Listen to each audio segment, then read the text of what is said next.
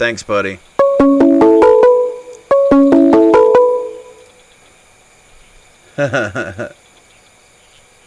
I did it again.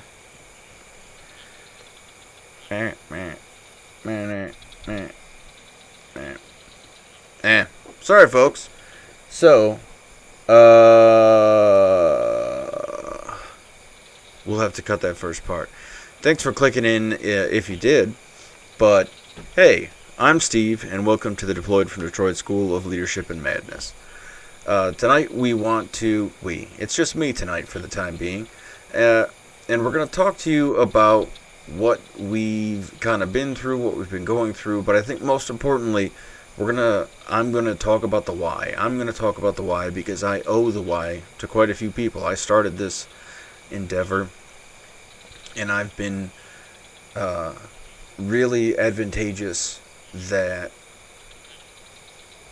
people find it worthwhile, and that the people who find it worthwhile are great people. And we've been picking at what we're trying to get done, and we've been assessing what we've been trying to get done. But as the sort of head cook and bottle washer, I do owe it to my troops to let them know what it is I think we're trying to get done. And I think, like I said, we've talked about this a number of times, and so we all kind of get it. But this message is to you, the shareholders, because we are a nonprofit. That means all of our future donations we take make you kind of part owner in the process. So, hey, now, if you're watching and you feel like you have ownership in this process, then hey, you're a shareholder. That's all it takes. And so I owe you, and we owe you, an explanation as to what we plan on doing. So the impetus for most of this comes from being tired. Being very tired of answering the same questions over and over again. And if it's not a matter of answering the same question, it's more so providing the same answer. Because all too many times we get inundated with these new challenges and these new tasks and it's constant. And the variety is constant of what the problem is. But I think where we get tired is when we realize that the answer is pretty much always the same. It's usually always the same. It's a triad of things. And so it is my hope that Deployed from Detroit can figure out a method for approaching these three target areas and developing strategies for how to make a positive impact on them, and then disseminate those strategies to other people so that they can make positive impact on the world as well. Kind of fancy, right? We want to be your sergeants. You guys sent us to NCO Academy. You guys sent us senior NCO academies and airman leadership schools and platoon sergeant schools and all this happy horse shit. And that was your taxpayer dollars at work. Every shred of clothing in my house was paid for by you. Every meal I eat is paid for by you. Because I'm a disabled veteran. You still take care of me. And that's something we understand, and that's something we hold very dearly. That we are always in one another's debt. The warrior and the people who we protect. And those of us who have been and become broken toys and are now starting to find ourselves on the mend, it's kind of like we're waking up out of a coma and we're like, whoa, what the fuck's going on? The house is on fire and we're just trying to put our flip-flops on and get out the door right now. We don't know. But anyway, so these three things that we need to address, or we're attempting to address. In most cases, every major problem that's being discussed right now, sort of in the public sphere, if you want to talk about racism, if you want to talk about the sort of new concept of privilege, I don't think the concept is new, but I think the way it's being presented is new. A number of these different ways of looking at people and finding, essentially what we're looking for is answers as to why does my life suck. Alright. And it typically always comes down to education, experience, and communication. Those three things. If you nip those in the butt, boom. The problem will eventually begin to correct itself. Now, yeah, okay, racism, privilege.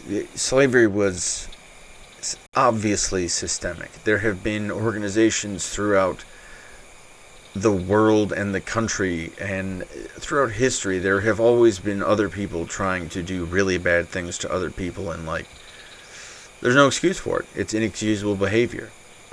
So what you find is that adjusting these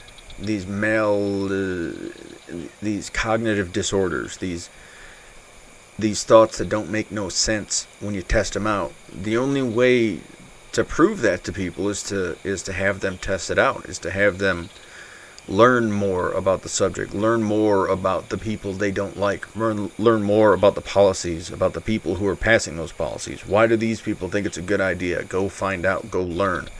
And then go develop experience. Go figure out why would somebody in this situation think this is a good idea. It's not often that you can understand it. It's not going to be through observing. It's not going to be through clicking through on an article. It's not going to be in a post. It's not even going to be you standing and watching someone. Because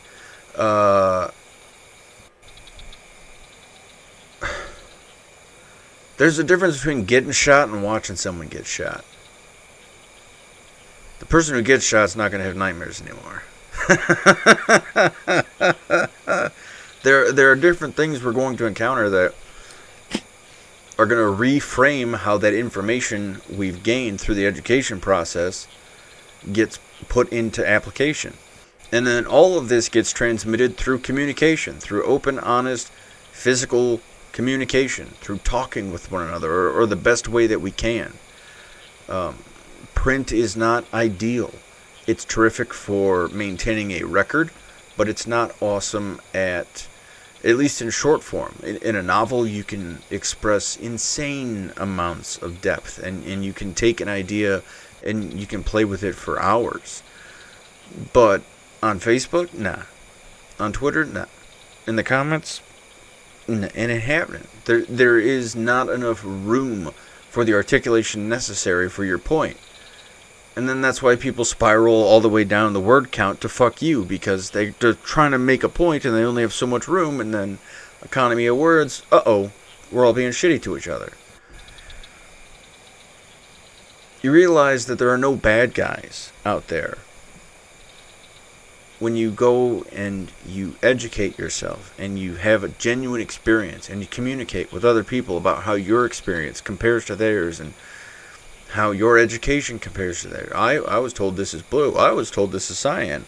Oh, I was told none of that fucking matters. Oh. We're not going to find out unless we have any kind of discussion. And these discussions can't be had if we're shutting people down, if we're stopping at sort of fundamental points. So we're hoping that we can take aim and target in the area of educating, providing experience, and facilitating communication. And then as we develop our skills in that, helping other people do the same. Because also, we're not the experts. We are some experts, but we are not the experts. Yeah, Paul's got a stack up to here of all kinds of shiny ribbons and decorations. Iggy's got the same shit. I got the same shit.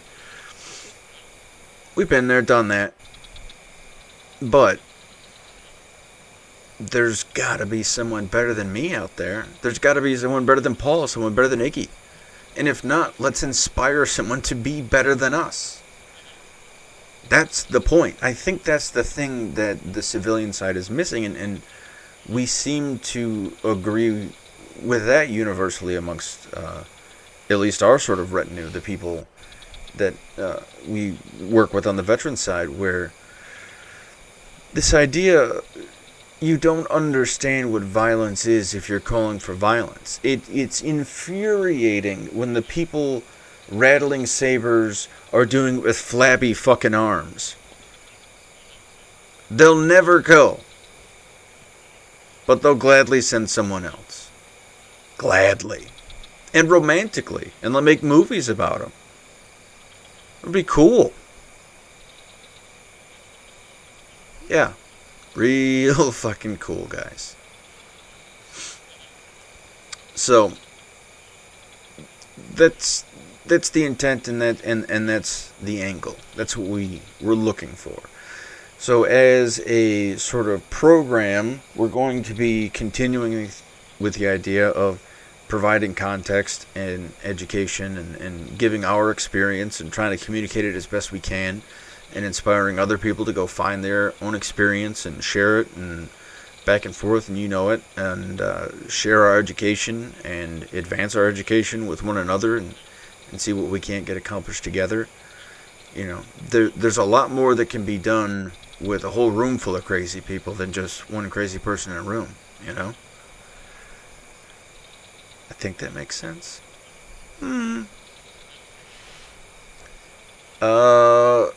So we've covered some pretty intense topics already, and we are planning to go even further down the rabbit hole because that's what's interesting.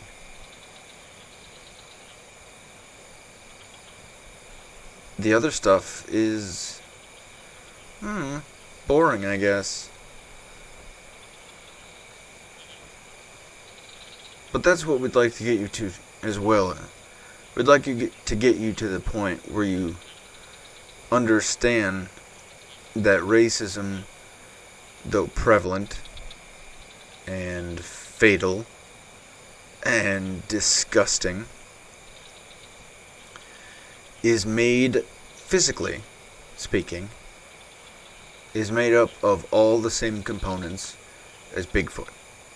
Now, that is not to say it doesn't exist. Though, we could all say Bigfoot doesn't exist. But I just said Bigfoot, and you just thought of a Bigfoot. So we know Bigfoot exists somewhere. There are components of it, bits and pieces, and that's the weird part. Because racism is not a plant that grows or an animal that crawls, because it cannot be identified with taxonomy. It's in a spooky place. And so to say something like, oh, it's made of the same components as Bigfoot, is not to discredit how egregious racism is. But what it can do is tell you how easy racism is to treat. Because if you can treat somebody of their belief in Bigfoot, you can treat them of their racism. Now, there are, of course, some diehard believers. And typically those people will always want to believe no matter what. And they'll do the same thing. The person that you try to convince Bigfoot doesn't exist, but they totally believe it. The same with the racist friend who just won't deny it. They'll often refute evidence. That's how you know they're not even listening. If they're not even interested in looking at the evidence being presented, or if they say that, the evidence being presented is fraudulent without some kind of credible backing, then typically they're just really into having that opinion. And so that's another thing to treat. But in most cases, you teach people. You tell them your story.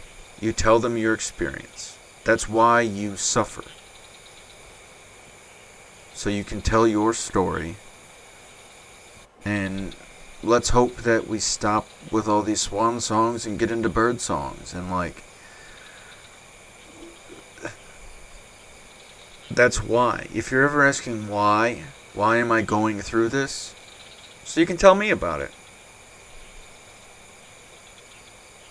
Or you can tell your mom about it. Or you can tell your dad about it. Or your brother, or your sister, or your cousin, or your friend. You can tell somebody else about it. But it is crucial that you survive this so you can tell somebody else about it.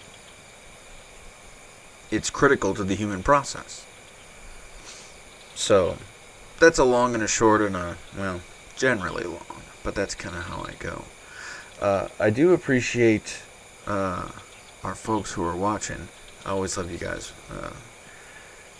It's great to know that we've got the kind of support that we do.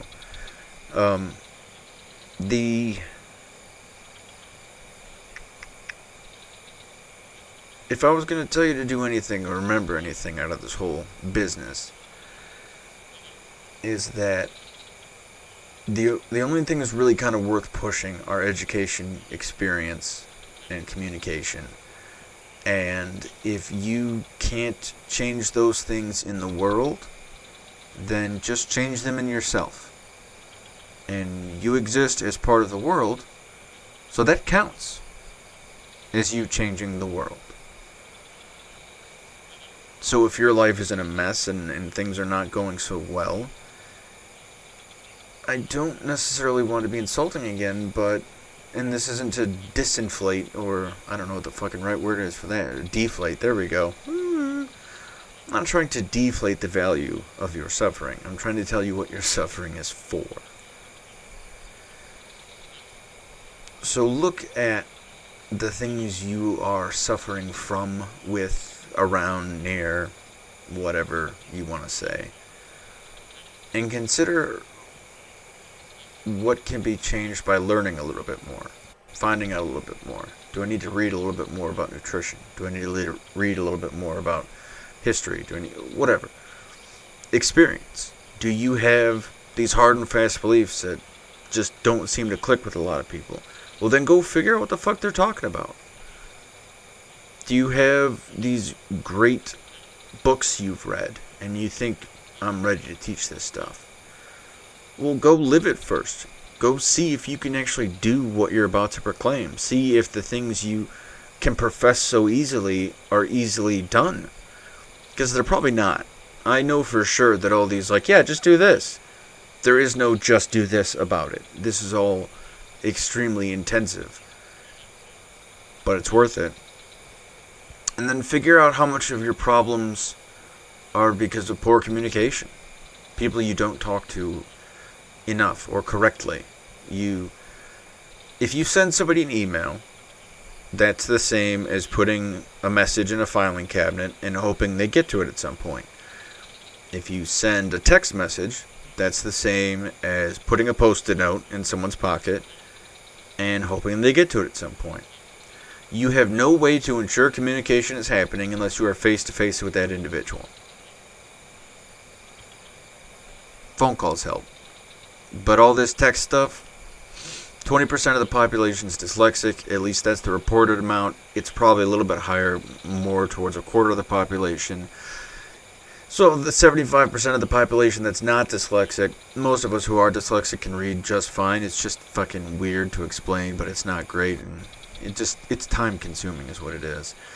But of the 75% of people who can read, how many of them can read and can read effectively? How many people do you know are, well, you know, that limitation in vocabulary, that limitation in ability to explain the world around them, limits their ability to solve problems in the world around them.